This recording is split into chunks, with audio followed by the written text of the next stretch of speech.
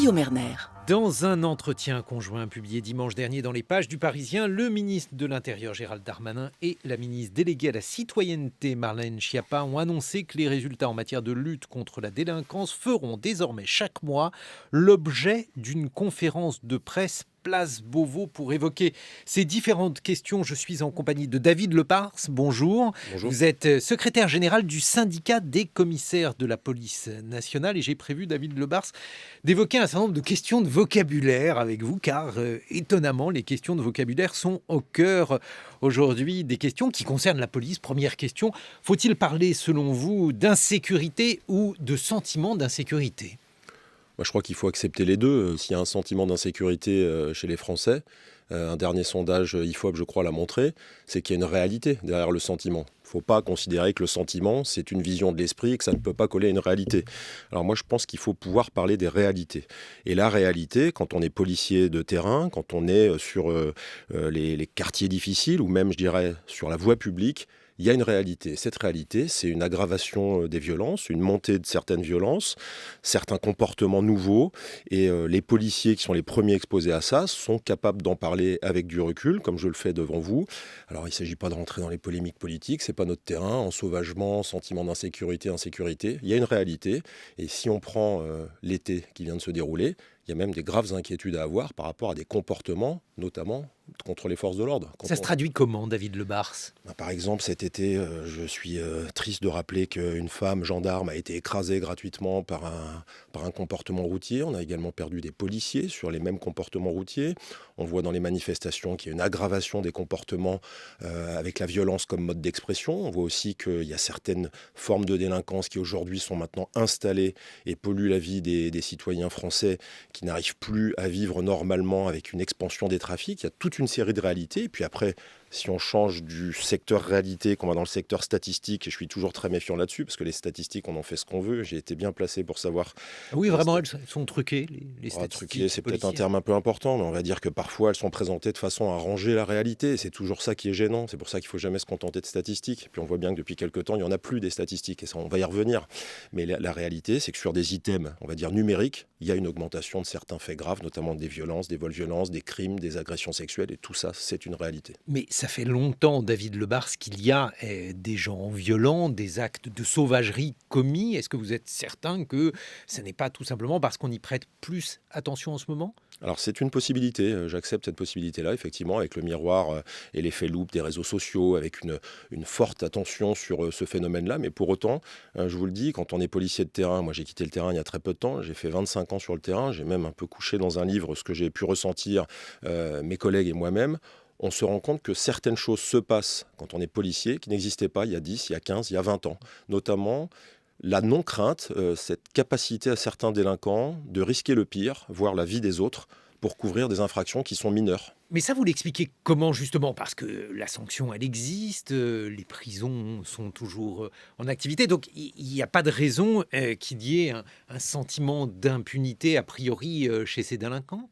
Alors, il y a plusieurs phénomènes. Moi, je ne suis pas sociologue, mais on le voit bien, cette montée des violences, elle n'est pas propre à la France. Il y a une montée des violences dans certaines sociétés occidentales comme la nôtre, où il y a on va dire, une désinhibition sur la violence. Il y a un problème de sentiment d'impunité qui vient en corrélation avec une justice qui n'est non pas assez sévère ou trop sévère. Moi, je ne vais jamais sur ce terrain-là, mais sur la rapidité de la sanction judiciaire et son efficacité. On peut aller sur le sujet des mineurs délinquants, mais je sais que cette polémique est arrivée rapidement dans les médias. Le sujet des mineurs délinquants, c'est pas le sujet de la récidive, par exemple. Là, il y a une erreur de sémantique. C'est le sujet de la réitération. On ne sait pas traiter correctement dans notre pays la réitération. Quand on a des mineurs qui sont à 5 ans de fait de délinquance à l'âge de 16 ans, c'est des réitérants. Quand ils n'ont pas été condamnés, ils ne sont que réitérants et pas récidivistes. Et ce sujet-là, il faut qu'on puisse le traiter. Pour autant, la délinquance n'est bien sûr pas l'apanage des mineurs, mais on a un problème de timing dans une chaîne pénale qui doit aujourd'hui regarder si elle est efficace ou pas. Et là, c'est pas un sujet uniquement force de l'ordre, c'est un sujet chaîne pénale. Mais justement, quand on parle des mineurs, quand on parle des réseaux sociaux, David Lepars, vous qui êtes secrétaire général du syndicat des commissaires de la police nationale, on a l'impression qu'il y a aujourd'hui des phénomènes nouveaux, des gens qui se filment, des gens qui se filment avec des armes, parfois d'ailleurs des armes qui sont filmées dans un clip de rap, donc ça c'est plutôt quelque chose d'inoffensif, mais au-delà de ce décorum, qui est un décorum inquiétant, il y a peu de faits violents si on les compare avec d'autres sociétés, par exemple la société américaine est une société où les armes circulent librement, où il y a plus de faits violents qu'en France. Est-ce que du coup on n'est pas dans une surenchère d'images d'abord ? C'est fort probable, mais vous venez de comparer avec les États-Unis et on dit souvent, malheureusement, en termes de sécurité, que quand on regarde les États-Unis, on a 15 à 20 ans de retard. Si on prend le sujet des violences urbaines, on a ce retard qu'on a vu arriver en France. Et aujourd'hui, on voit que les violences urbaines se sont installées non pas seulement dans les quartiers difficiles, mais également à l'occasion de manifestations où on voit que certaines parties de la population viennent se greffer sur des manifestations, dont parfois le motif est parfaitement légitime. D'ailleurs, on a le droit de manifester en France, je le rappelle, quel que soit le motif, mais certaines viennent polluer ces manifestations pour commettre des actes de violence urbaine. Et aujourd'hui, qu'est-ce qui peut inquiéter les Français ? C'est que ces violences urbaines, dont certains pensaient que c'était l'apanage de certains quartiers, on se rend compte que ça atteint les villes, les centres-villes et les grandes manifestations, comme on l'a vu à l'occasion des Gilets jaunes. Deuxième point, c'est que on se compare aux États-Unis sur ce sujet-là, mais si on se compare à certains de nos voisins européens, la réalité de la violence, elle nous place quand même au-dessus de pas mal d'entre eux. Alors on va évoquer les violences policières dans quelques instants, David Lebars, mais avant d'en parler, justement, lorsqu'on voit par exemple des manifestations qui sont attendues, prévues et que celles-ci donnent lieu à des vitrines cassées, à des exactions, parfois on ne comprend pas pourquoi la police n'agit pas. Par exemple, le soir du match de foot avec le PSG, pourquoi n'y a-t-il pas eu une action de nature à empêcher les gens de casser des vitrines ? C'est une question qui revient souvent et j'y réponds et ça rassure aussi les gens. On n'est fort heureusement pas dans un système de justice prédictive ou de police préventive au point d'aller chercher les gens avant qu'ils ne commettent une infraction. Le problème en France, c'est ce sujet-là, c'est qu'il nous faut des infractions pour qu'on puisse faire appliquer la loi et qu'on puisse interpeller. Parfois, on nous a aussi, rappelez-vous, pendant les manifestations de Gilets jaunes, reproché d'interpeller les gens avant, alors qu'il y a un article de loi qui prévoit de pouvoir interpeller quand il y a des regroupements. Ça, je vais vous le reprocher dans quelques instants, mais auparavant, sur ces gens qui étaient là manifestement pour casser, pourquoi n'y a-t-il pas la possibilité de les empêcher de nuire ? Est-ce que vous vous dites pas, David Lebars, entre nous, est-ce que les policiers ne se disent pas, une vitrine cassée, finalement, c'est pas très grave, il vaut mieux ça plutôt qu'avoir des problèmes, des actes violents ?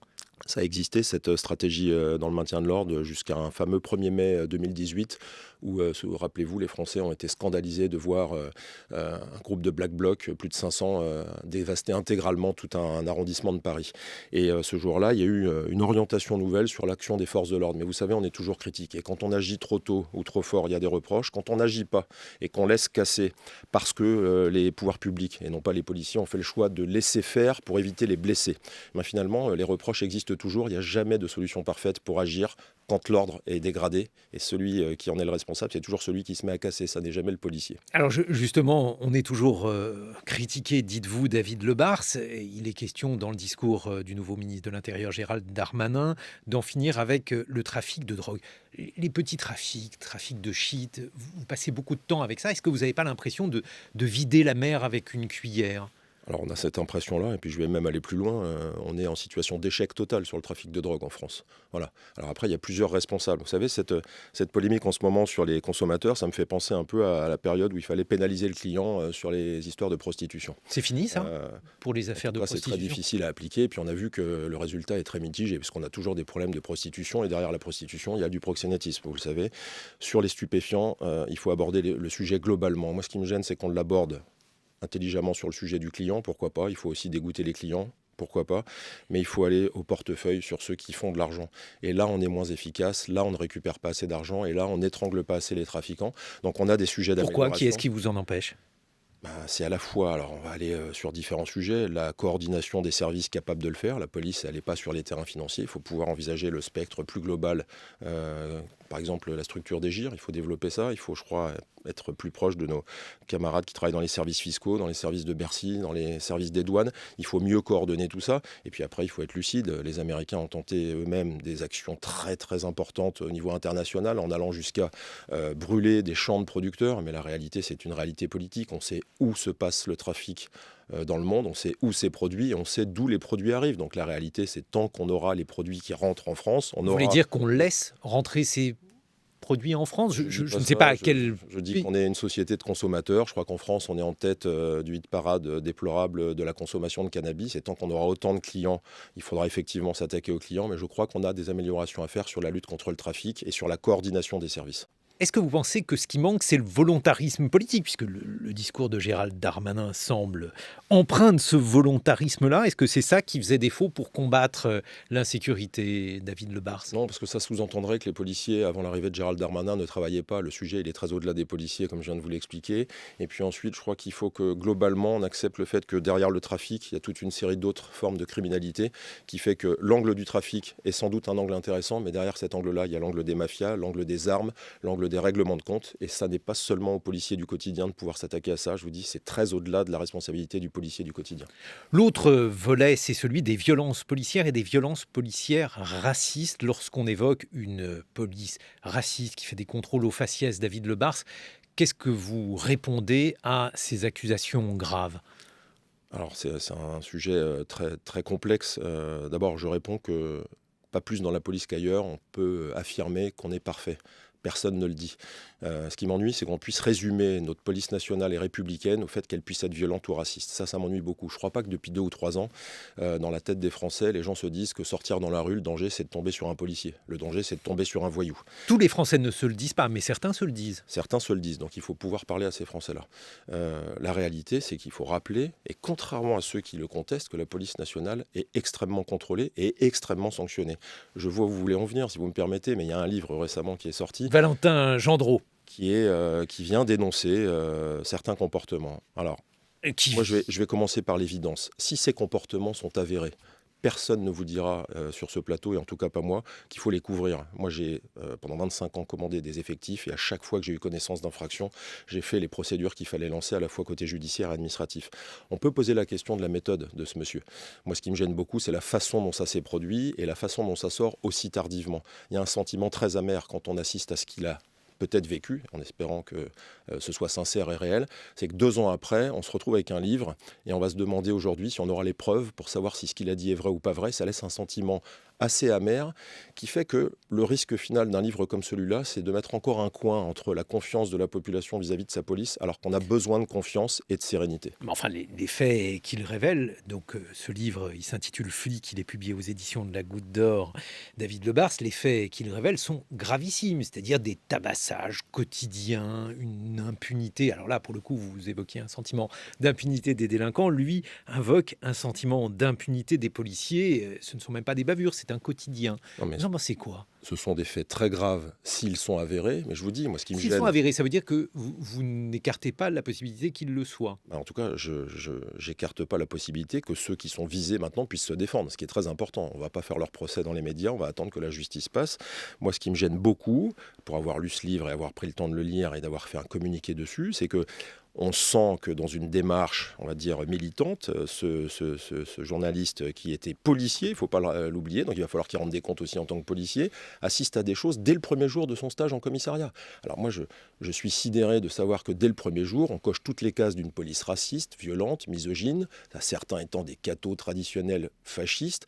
Ces accusations-là, qui sont extrêmement graves, posent la question de la sincérité et de la démarche et de la méthode, et j'ai envie de dire du timing. Comment se fait-il quand un jour on arrive à voir ça? Moi, j'ai commandé des policiers pendant 25 ans, je vous le dis, je ne serais plus dans ce métier si j'avais l'impression d'avoir commandé des policiers nazis, fascistes ou violents.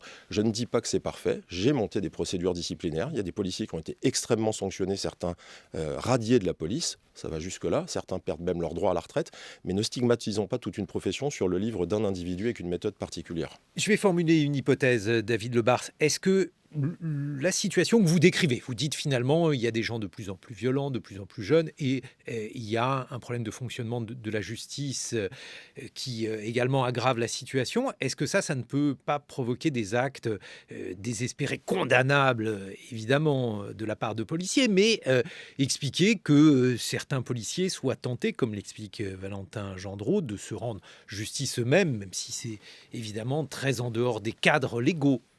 Mais c'est inenvisageable sur le plan du droit et de la déontologie, je vais être très clair. Non, mais sur le plan des faits. Mais sur le plan des faits, que ça puisse arriver, c'est totalement inacceptable. Je redis ce que je vous ai dit au début de notre entretien on a bien entendu sur ce livre-là. Il n'est pas question de laisser se produire cela.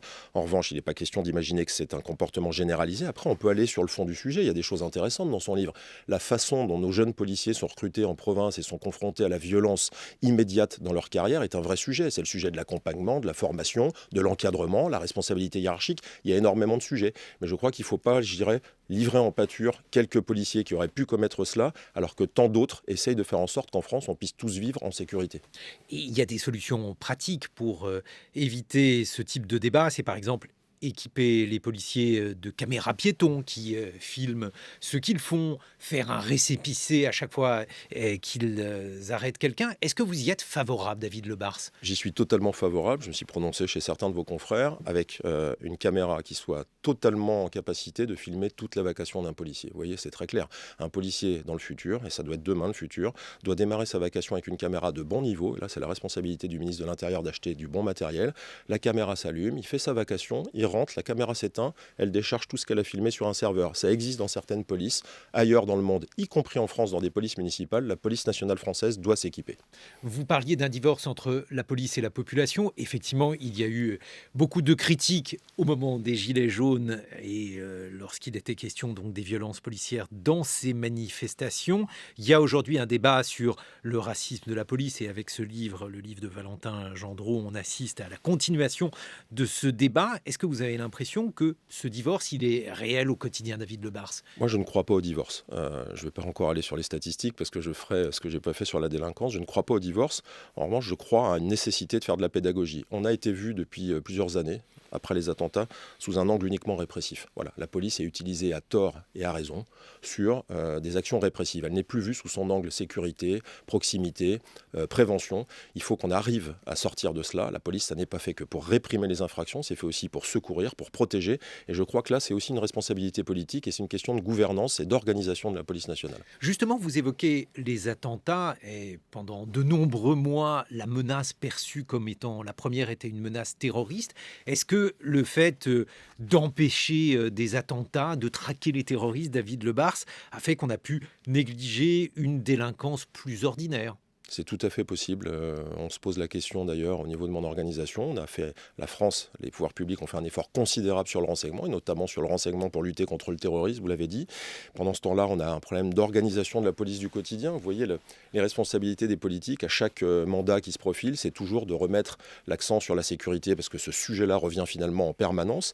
Et on se rend compte que la sécurité du quotidien repose à 80% sur le policier du quotidien, le policier généraliste, qui finalement dispose des moins de moyens, de la difficulté de s'insérer dans cette chaîne pénale en tant qu'acteur d'une chaîne pénale efficace. Et on va avoir à nouveau ce débat-là. Et moi, j'aimerais que ce débat-là soit apaisé, qu'on construise objectivement cette police du quotidien qui est celle qu'attendent les Français. Quelqu'un qui sort dans la rue, il ne croise pas un policier du RAID ou de la DGSI, il croise le policier du quotidien. Et quand il a affaire à lui pour déposer plainte ou parce qu'il a besoin de lui, il faut qu'il puisse avoir une réponse. Merci beaucoup, David Lebars. Je rappelle que vous êtes secrétaire général du syndicat des commissaires de la police nationale.